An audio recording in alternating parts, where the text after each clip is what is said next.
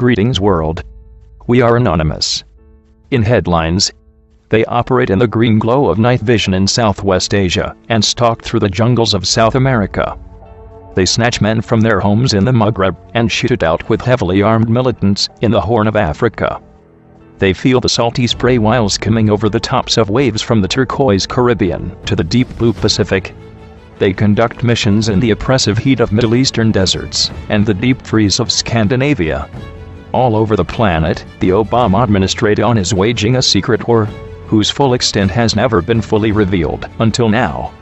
Since September 11, 2001, U.S. Special Operations Forces have grown in every conceivable way, from their numbers to their budget.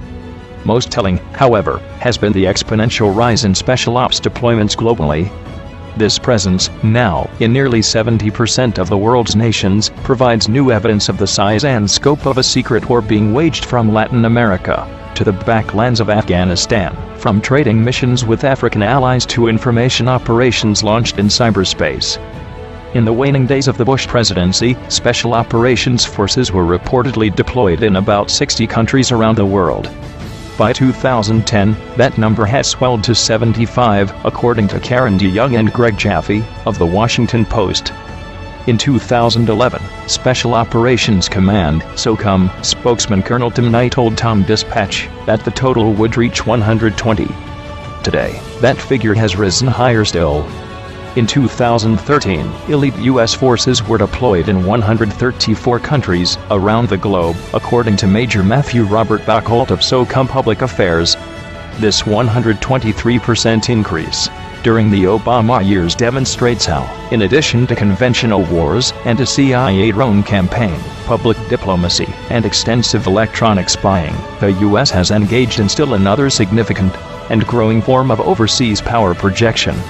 Conducted largely in the shadows by America's most elite troops, the vast majority of these missions take place far from prying eyes, media scrutiny, or any type of outside oversight, increasing the chances of unforeseen blowback and catastrophic consequences. Formally established in 1987, Special Operations Command has grown steadily in the post-9/11 era. SOCOM is reportedly on track to reach 72,000 personnel in 2014, up from 33,000 in 2001. Funding for the command has also jumped exponentially as its baseline budget, $2.3 billion in 2001, had $6.9 billion in 2013, $10.4 billion if you add in supplemental funding. Personnel deployments abroad have skyrocketed from 4,900 man-years in 2001 to 11,500 in 2013. A recent investigation by Tom Dispatch, using open-source government documents and news releases as well as press reports, found evidence that U.S. Special Operations Forces were deployed in or involved with the militaries of 106 nations around the world in 2012 to 2013. For more than a month during the preparation of that article, however, SOCOM failed to provide accurate statistics on the total number of countries to which Special Operators, Green Berets, and Rangers, Navy SEALs and Delta Force Commandos, specialized helicopter crews, boat teams, and civil affairs personnel were deployed. We don't just keep it on hand, SOCOM's Buckholt explained in a telephone interview, once the article had been filed. We have to go searching through stuff. It takes a long time to do that. Hours later, just prior to publication, he provided an answer to a question I first asked in November of last year. SOF, Special Operations Forces, were deployed to 134 countries during fiscal year 2013, Buckholt explained in an email. The globalized Special Ops. Last year, Special Operations Command Chief Admiral William McRaven explained his vision for Special Ops globalization. In a statement to the House Armed Services Committee, he said, U.S. SOCOM is enhancing its global network of SOF to support our interagency and international partners in order to gain expanded situational awareness of emerging threats and opportunities. The network enables small, persistent presence in critical locations and facilitates engagement where necessary or appropriate. While that presence may be small, the reach and influence of those Special Operations Forces are another matter. The 12% jump in national deployments, from 120 to 134, during McRaven's tenure reflects his desire to put boots on the ground just about everywhere on Earth. SOCOM will not name the nations involved, citing host nation sensitivities and the safety of American personnel, but the deployments we do know about shed at least some light on the full range of missions being carried out by America's secret military. Last April and May, for instance, Special Ops personnel took part in training exercises in Djibouti, Malawi, and the Seychelles Islands, in the Indian Ocean. In June, U.S. Navy SEALs joined Iraqi, Jordanian, Lebanese, and other allied Mideast forces for irregular warfare simulations in Aqaba, Jordan. The next month, Green Berets traveled to Trinidad and Tobago to carry out small unit tactical exercises with local forces. In August, Green Berets conducted explosives training with Honduran sailors. In September, according to media reports, U.S. Special Operations Forces joined elite troops from the 10-member countries of the Association of Southeast Asian Nations, Indonesia, Malaysia, the Philippines, Singapore, Thailand, Brunei, Vietnam, Laos, Myanmar, Burma, and Cambodia, as well as their counterparts from Australia, New Zealand, Japan, South Korea, China, India, and Russia, for a US-Indonesian joint-funded COIU counter-terrorism exercise held at a trading center in Sentul, West Java. In October, elite U.S. troops carried out commando raids in Libya and Somalia, kidnapping a terror suspect in the former nation, while SEALs killed at least one militant in the latter before being driven off under fire. In November, Special Ops troops conducted humanitarian operations in the Philippines to aid survivors of Typhoon Haiyan. The next month, members of the 352nd Special Operations Group conducted a training exercise involving approximately 130 airmen and 6 aircraft at an airbase in England, and Navy SEALs were wounded while undertaking an evacuation mission in South Sudan. Green Berets then rang in the new year with a January 1st combat mission, alongside elite Afghan troops in Balozi village in Kandahar province. Deployments in 134 countries, however, turned out not to be expansive enough for SOCOM. In November 2013, the command announced that it was seeking to identify industry partners who could, under SOCOM's Trans-Regional Web Initiative, potentially develop new websites tailored to foreign audiences. These would join an existing global network of propaganda websites, run by various combatant commands, and made to look like legitimate news outlets, including CentralAsiaOnline.com, Sabahi, which targets the Horn of Africa, an effort aimed at the Middle East known as Al-Shorfa.com, and another targeting Latin America called InfoSurhoy.com. SOCOM's push into cyberspace is mirrored by a concerted effort of the command to embed itself ever more deeply inside the Beltway. I have folks in every agency here in Washington, D.C., from the CIA, to the FBI, to the National Security Agency, to the National Geospatial Agency, to the Defense Intelligence Agency, SOCOM Chief Admiral McRaven said during a panel discussion at Washington's Wilson Center last year. Speaking at the Ronald Reagan Library in November, he put the number of departments and agencies where SOCOM is now entrenched at 38.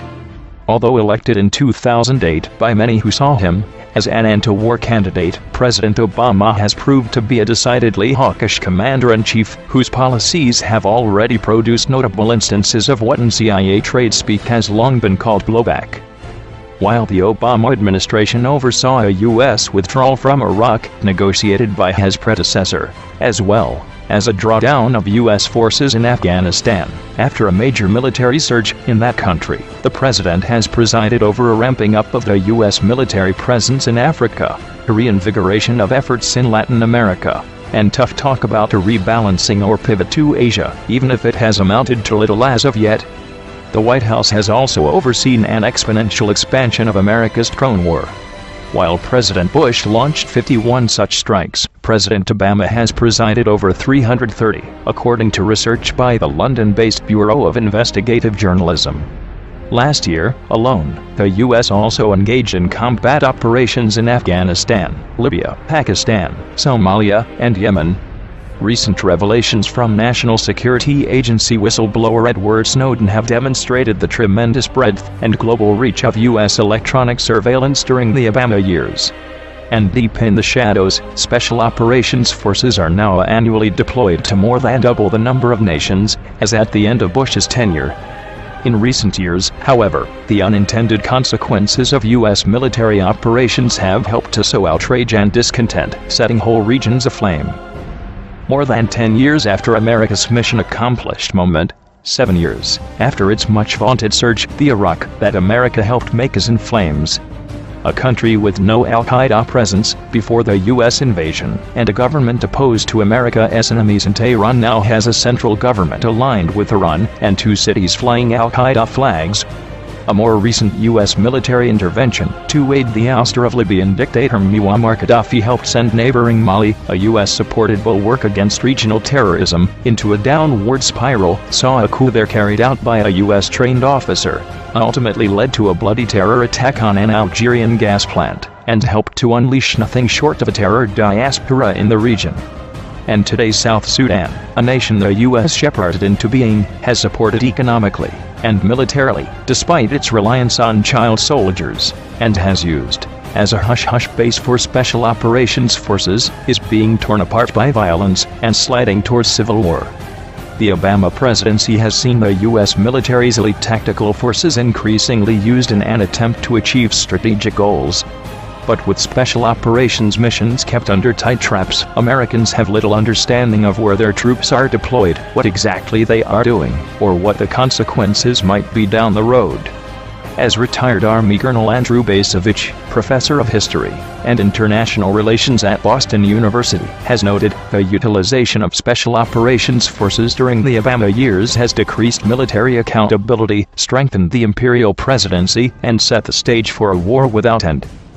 In short, he wrote at Tom Dispatch, handing war to the special operators severs an already too tenuous link between war and politics, it becomes war for its own sake. Secret ops by secret forces have a nasty tendency to produce unintended, unforeseen, and completely disastrous consequences. New Yorkers will remember well the end result of clandestine U.S. support for militants against the Soviet Union in Afghanistan during the 1980s. Strangely enough, those at the other primary attack site that day, the Pentagon, seem not to have learned the obvious lessons from this lethal blowback. Even today in Afghanistan and Pakistan, more than 12 years after the U.S. invaded the former and almost 10 years after it began conducting covert attacks in the latter, the U.S. is still dealing with that Cold War-era fallout, with, for instance, CIA drones conducting missile strikes against an organization, the Haqqani Network, that, in the 1980s, the agency supplied with missiles. Without a clear picture of where the military's covert forces are operating, and what they are doing, Americans may not even recognize the consequences of and blowback from our expanding secret wars as they wash over the world.